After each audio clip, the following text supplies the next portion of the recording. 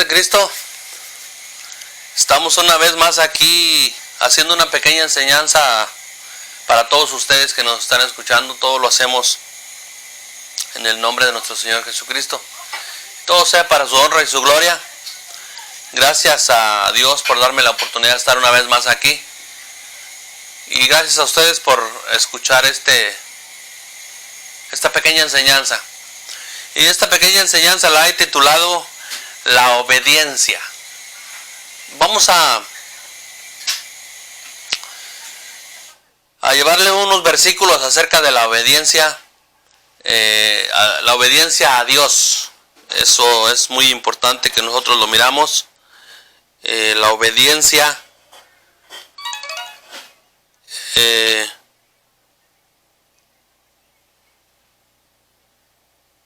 para poder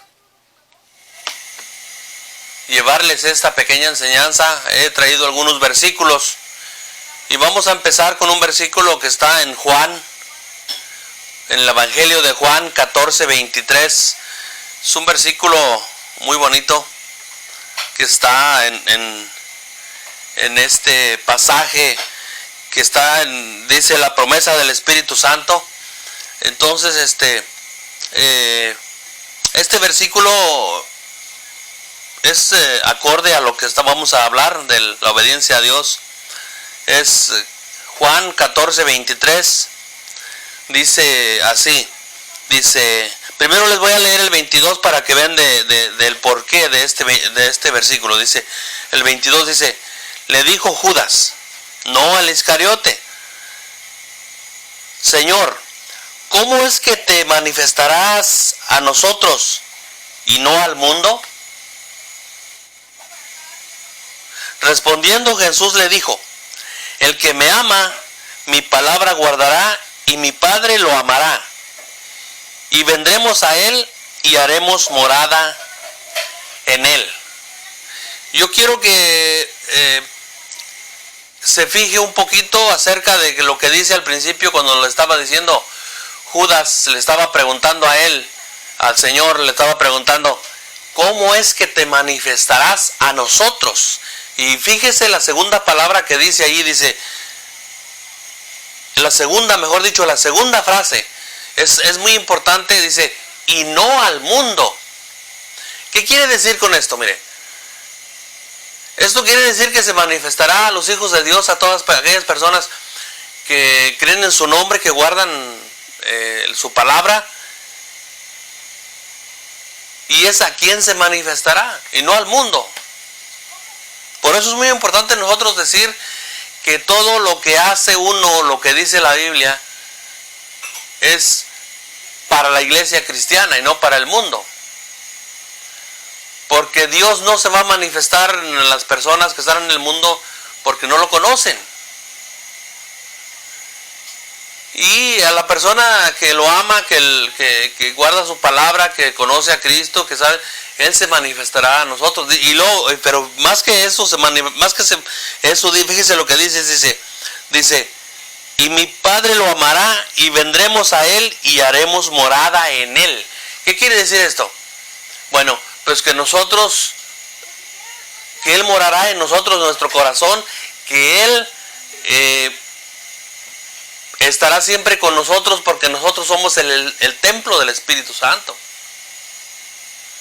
Entonces Él siempre está en nosotros, por eso dice, vendré a Él y moraremos en Él. Y haremos morada con Él, dice. Dice, es algo muy bonito que nosotros cuando recibimos a nuestro Señor Jesucristo, lo más bonito de ello es que Él hace morada en nosotros, Él vive en nosotros. Nosotros somos el templo del Espíritu Santo, el templo de Dios, el templo sagrado. Es muy bonito eso. Es muy importante que nosotros lo miremos así, porque así es. Mire, le voy a leer otro versículo que está en Proverbios 10. Proverbios 10, fíjese cómo dice esto. Los versículos que vamos a leer son muy interesantes, muy bonitos, muy adecuados para esta enseñanza que, como al principio les dije, que se llama la obediencia a Dios. Dice 10:17, dice, fíjese lo que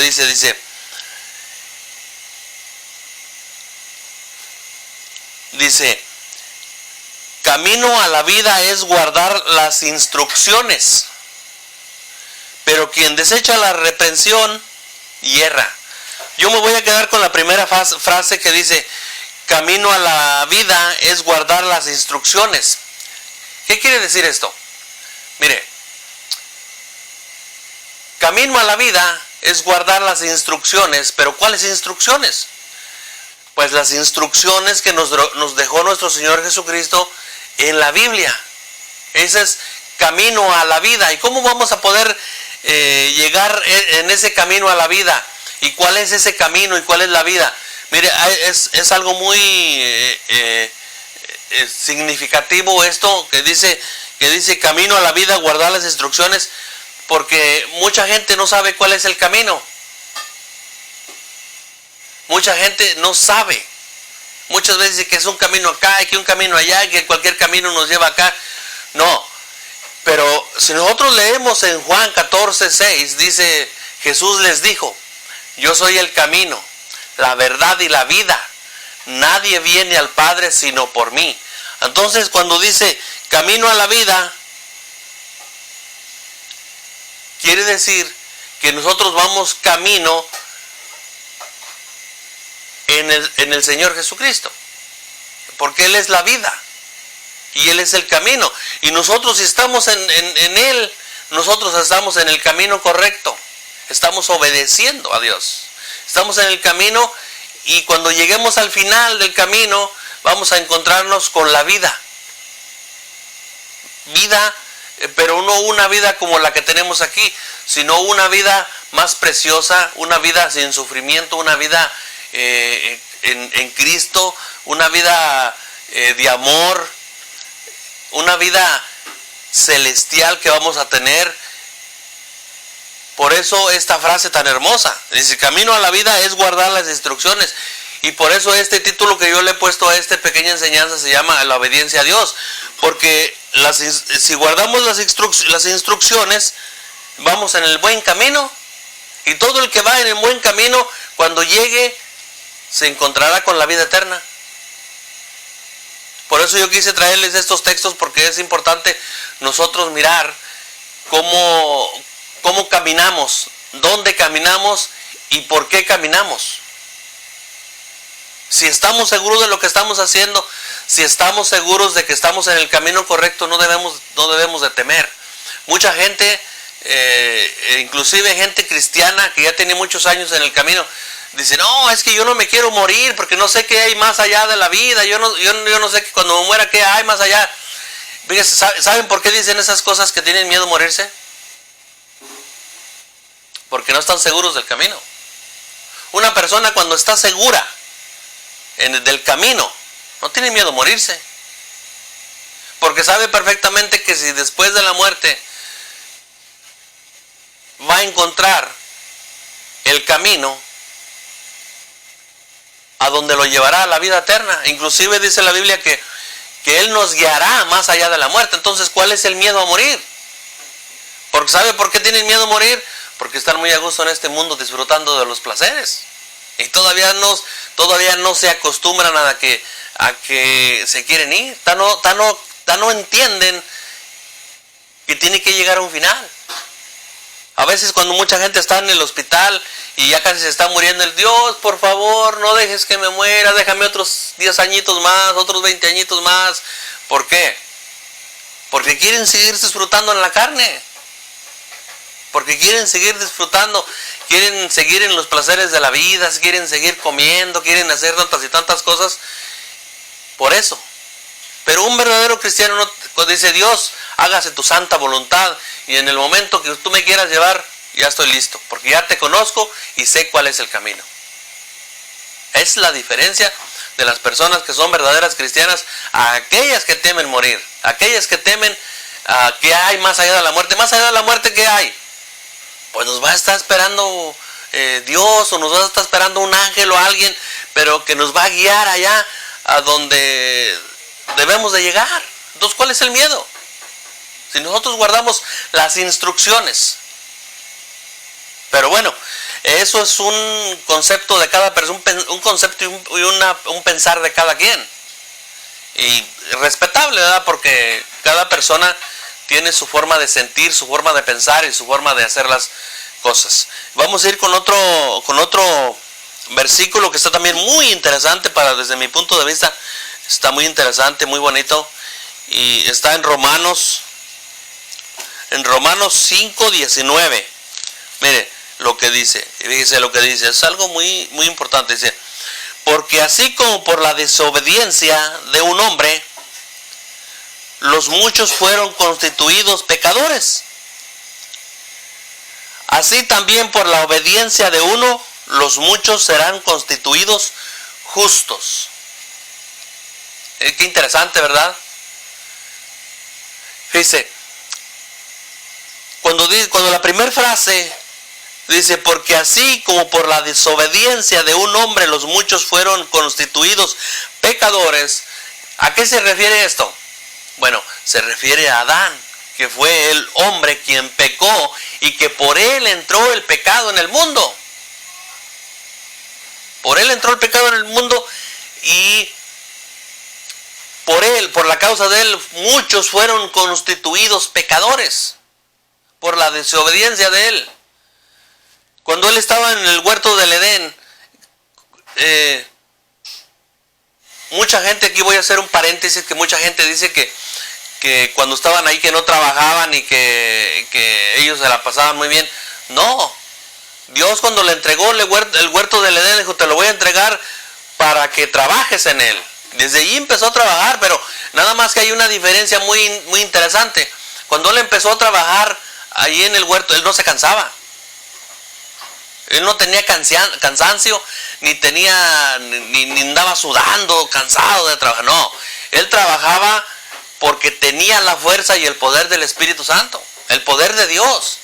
Por eso él trabajaba con tranquilidad, él trabajaba con paciencia, él trabajaba con fuerzas, con poder, porque tenía el poder de Dios. Pero cuando entró el pecado, Dios le dijo, por el pecado te voy a echar del huerto y vas a labrar la tierra para que comas, y cardos y espinas te producirá. O sea que iba a ser muy difícil el trabajo. Iba a estar bien cansado, sudando. Con el sudor de su frente comerás el pan de cada día. Porque cuando entró el pecado, la tierra se hizo un poco estéril. O sea, no estéril en la forma de que no iba a haber producto de nada, no, sino que tenía que sembrarse para poder cosechar, tenía que trabajarse, labrar la tierra para poder obtener los frutos de ella. Y cuando estaba en el huerto del Edén, no, él la cuidaba y trabajaba así, pero él nada más lo único que hacía era de los frutos que ya estaban ahí, agarrarlos y comérselos con facilidad. No tenía miedo, no tenía vergüenza, no tenía cansancio, no tenía sueño, no tenía nada. Al contrario, tenía el poder de Dios. Pero por la desobediencia de él, entró el pecado. Pero mire, fíjese la frase que sigue, es muy importante y muy bonita. Dice, así también por la obediencia de uno, los muchos serán constituidos justos. ¿Y quién fue el que dice, por la obediencia de uno? ¿Quién era el que obedeció? El Hijo de Dios, nuestro Señor Jesucristo. Fue el que obedeció cuando Dios lo mandó y tomó forma de siervo, al cuerpo como de cualquier persona, y participó, dice la Biblia que participó de carne y sangre como cualquier otra. Pero él obedeció y fue hasta la muerte, y muerte de cruz. Y él nunca se quejó de lo que le hicieron, al contrario, él lo hizo. Y cuando estaba orando ahí en el huerto de los olivos, dijo una oración muy importante, dijo, Padre, haz que pase de mí esta copa, pero no es lo que yo quiera, sino que se haga tu santa voluntad. Esa frase es muy importante nosotros tomarla en cuenta, porque muchas de las veces cuando nosotros oramos y le exigimos a Dios, Cuando nosotros estamos enfermos, tenemos alguna necesidad, hay veces que le estamos exigiendo. Queremos que nos sane, queremos que nos haga esto, queremos que nos haga al otro. Pero nunca nosotros tomamos en cuenta los propósitos de Dios. Por eso es muy importante saber que cuando estaba orando allí dijo la frase muy certera, y la frase que nosotros deberíamos utilizar, que es: pero no es lo que nosotros queramos, sino que se haga tu santa voluntad. No es lo que... A veces cuando nosotros estamos enfermos, el propósito de Dios a lo mejor es tenernos en cama una semana, 15 días. No, al día, apenas estamos enfermos un día, cuando ya queremos que Dios nos sane. Señor, sáname porque no me quiero estar aquí, y sáname porque si no me sanas ya no voy a ir a la iglesia, ya no voy a leer la Biblia. Ese no es el propósito de Dios. Cuando uno debe de pedirle a Dios, siempre debe utilizar la frase: Señor, si es tu santa voluntad. Si no, pues que haga lo que Él quiera, ¿verdad? Porque pues Él es soberano y no podemos decirle nada. Pero aquí lo importante, como dice aquí, así también la obediencia de uno, los muchos serán constituidos justos. ¿Por la obediencia de quién? De nuestro Señor Jesucristo somos constituidos justos, no de nadie más. Eso es importante verlo aquí, porque la Biblia lo dice y yo no lo estoy diciendo. La Biblia lo dice ahí en Romanos 5:19, dice: por la obediencia de uno, muchos serán constituidos justos. Ahí dice: por la obediencia de uno, por aquel que murió en el madero, que murió en la cruz, que caminó con la cruz cargándola, y dice la Biblia que no abrió su boca. Fue como cordero al matadero y no abrió su boca. Está en Isaías 53. Fíjese nada más.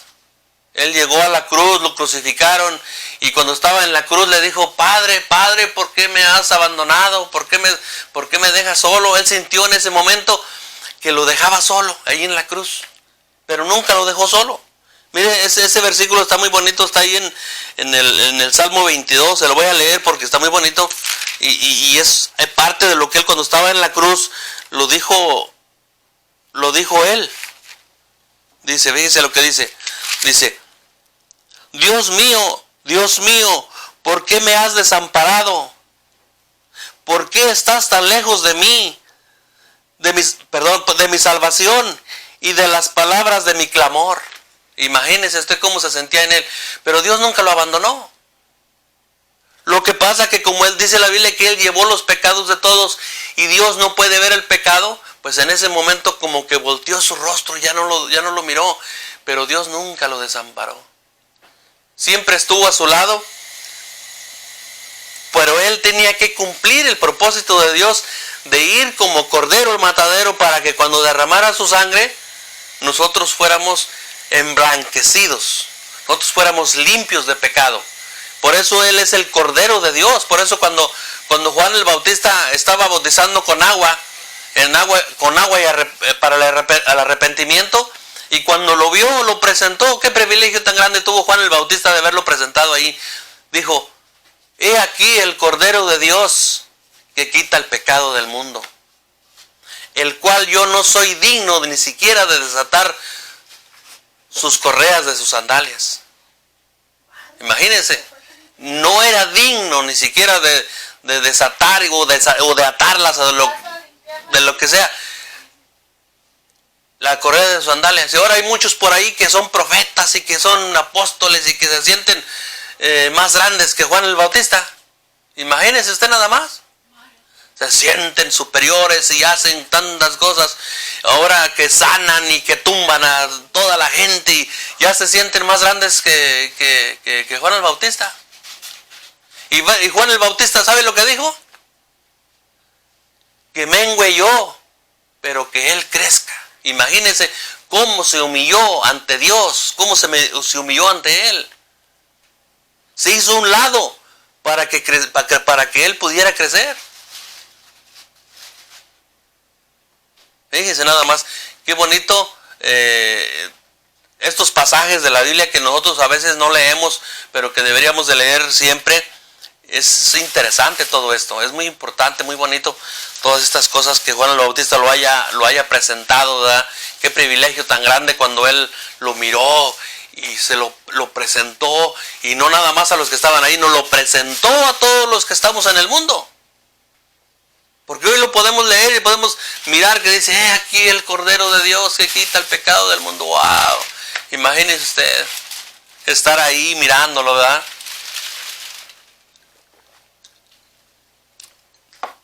Pero vamos a seguir adelante y le voy a leer otro versículo que está muy interesante. Está en Santiago. Miren, Santiago. En Santiago 4. Vamos a ir a Santiago rápidamente. Santiago 4 dice. Santiago 4, 7. Miren lo que dice ahí. Dice, someteos pues a Dios, resistid al diablo y huirá de vosotros. Si usted se somete a Dios, ¿qué quiere decir esto? Someteos a Dios, resistid al diablo y huirá de vosotros. Someteos a Dios. Siempre tener presente a Dios, siempre tener presente su palabra, obedecerla, y con oración orar, y el diablo irá de nosotros. ¿Por qué? Porque el poder de Dios es tan grande. Por eso dice la palabra de Dios, dice, si Dios es por nosotros, ¿quién contra nosotros? Si Dios es por nosotros. Fíjese, mucha gente, yo siempre he escuchado mucha gente que dice, si Dios es con nosotros. La Biblia no dice así, dice, si Dios es por nosotros, ¿quién contra nosotros? Eso quiere decir que Dios es por nosotros. Eso quiere decir que Dios, cuando usted tenga cualquier aflicción, cuando usted tenga cualquier problema, cuando usted tenga cualquier... Él se va a poner en medio. Él va a estar con usted. Él va a ser el que va a hacer las cosas. Él va a estar. Si alguien le quiere hacer algo, es como si se la hicieran a Él. Por eso dice, si Dios es por nosotros. Cualquier persona que la quiera perjudicar, cualquier persona que le quiera hacer algo, Dios, es como si se lo hicieran a Dios mismo. Por eso dice, ¿quién contra nosotros? ¿Quién? No hay ni una persona que te pueda tocar. Y si te van a tocar y te van a hacer mal, es como le hicieran a Dios esto, y Dios se vengará por nosotros. Porque Dios dice, he aquí mía es la venganza. Déjenselo a Él. Él se vengará por nosotros. Y ni el diablo podrá contra nosotros, porque dice, y el diablo irá de nosotros. Él va a huir. Téngalo por seguro. Pero vamos a seguir adelante con otro versículo también muy importante que está aquí en Lucas. Fíjese, Lucas. A ver, vamos a ver qué dice Lucas. Lucas 9. Ahí, si usted me quiere acompañar, si tiene usted su Biblia por ahí, sáquela y empiécele desde el principio a mirar la Biblia, a leer estos versículos que son tan importantes en la vida de nosotros, y que dice Lucas 9:23. A ver, Lucas 9:23, aquí está. Fíjese lo que dice, y decía a todos, si alguno quiere venir en pos de mí, niéguese a sí mismo, tome su cruz cada día y sígame. Si alguno quiere seguir a Jesucristo, si alguno dice, si alguno quiere venir en pos de mí, si alguno quiere seguirme, si los que quieran seguirme, niéguese a sí mismo. ¿Qué quiere decir niéguese a sí mismo? ¿Qué quiere decir niéguese a sí mismo? Pues que deje de hacer las cosas que hacía antes. Mucha gente no quiere ir a la iglesia cristiana porque no quieren responsabilidades. No quieren tener esa responsabilidad que se requiere de dejar todas esas cosas que estamos haciendo, que nos hacen mal y que nos perjudican, como borracheras, maldicientes, idólatras, injustos, deshonestos, vanagloriosos, amadores de sí mismo. Todas esas cosas pues no quieren dejar de hacerlas, porque si van a la iglesia esas cosas, cuando menos lo piense usted, Dios mismo se las va a ir quitando. No es que usted las quiera dejar, ni es que usted quiera decir yo las voy a dejar, no. Cuando usted va a la iglesia y conoce a Dios, lo trata con Él, lee la Biblia, poco a poco se va a ir dando cuenta que usted ya no va a querer hacer las cosas que hacía antes. Si usted realmente conoce a Dios, si usted realmente quiere algo, tiene una responsabilidad, usted va a dejar de decir maldiciones, usted va a dejar de tomar si es que toma, usted va a dejar todas esas cosas que hace. Pero mucha gente, como le vuelvo a repetir, no quieren esas responsabilidades porque no quieren dejar de hacer lo que están haciendo. Pues, y dice, tome su cruz cada día. Muchas las veces nosotros pensamos que dice tomar su cruz cada día es cargar una cruz o tener una cruz colgando, no, de ninguna manera. Eso quiere decir que va a negarse a esas cosas y como si fuera una cruz que usted lleva cargada, va a dejar de hacerlas. Porque muchas las veces uno quisiera hacer algo o quisiera ir a alguna parte donde va la gente del mundo y es como tomar una cruz porque nos estamos negando hacer esas cosas que hacíamos antes. No, te invitan a un baile, dices, lo siento mucho, pero ya no puedo, ya no quiero ir, no quiero y no puedo y no voy a ir. Mira, te invito a una cerveza, no gracias, ya no tomo, no quiero, que sabe muy rica, sabrá muy rica y todo lo que tú quieras, pero ya no quiero. Porque eso me perjudica en mi cuerpo y me perjudica delante de la presencia de Dios. Mire, vamos, y lo dice también, dice, y sígame. Todas esas cosas que usted va a ir dejando, pero con eso cuando vaya dejando todas esas cosas, es porque usted ya va siguiendo a Dios, ya va siguiendo a nuestro Señor Jesucristo. Y vamos a entrar en otro versículo que también está muy interesante, muy bonito. Mire, está en Romanos también, otra vez a Romanos, vamos a ir a Romanos, pero Romanos 8:14, mire lo que dice aquí, es algo muy hermoso, dice, porque todos los que son guiados por el Espíritu de Dios, estos son hijos de Dios. Todos los que son guiados por el Espíritu de Dios, estos son hijos de Dios. Fíjese qué interesante. Es como lo que le leí, acabo de leer ahorita en Lucas 9:23, ¿verdad? Que negarse y tomar la cruz y todo lo importante que dice, ¿verdad? Todo lo que le dije hace unos momentos, y luego en este versículo nos lo viene a confirmar. Fíjese, es una confirmación de lo que le leí yo, de lo que le acabo de leer, con esta frase que dice aquí. Dice, porque todos los que son guiados por el Espíritu de Dios, todos los que son guiados por el Espíritu de Dios, ¿qué quiere decir eso? Que cuando Dios, el Espíritu de Dios, lo está guiando, usted ya no va a hacer aquellas cosas que le acabo de decir hace unos segundos. Ya no las va a hacer porque, ¿por qué? Porque usted es guiado por el Espíritu de Dios. Y fíjese la palabra lo que dice, el Espíritu de Dios. O sea, Dios mismo es el que lo va a estar guiando. Cuando usted oye una vocecita dentro de usted, en su conciencia, cuando usted quiere ir a alguna parte donde no debe de usted ir y usted siente algo que no va a ir, eso es el Espíritu de Dios que lo está guiando.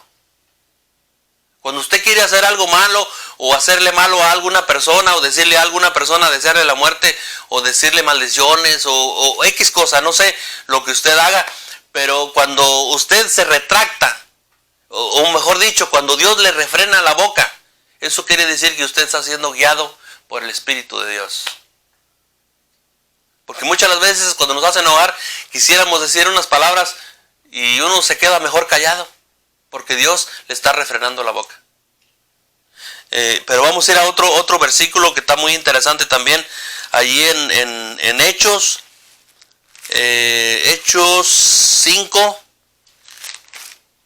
5:32. A ver qué nos dice Hechos 5:32. Fíjese lo que dice. Y nosotros somos testigos suyos de estas cosas. Y también el Espíritu Santo, el cual ha dado Dios a los que le obedecen. Yo no sé si se recuerda, pero al principio le dije yo que esa enseñanza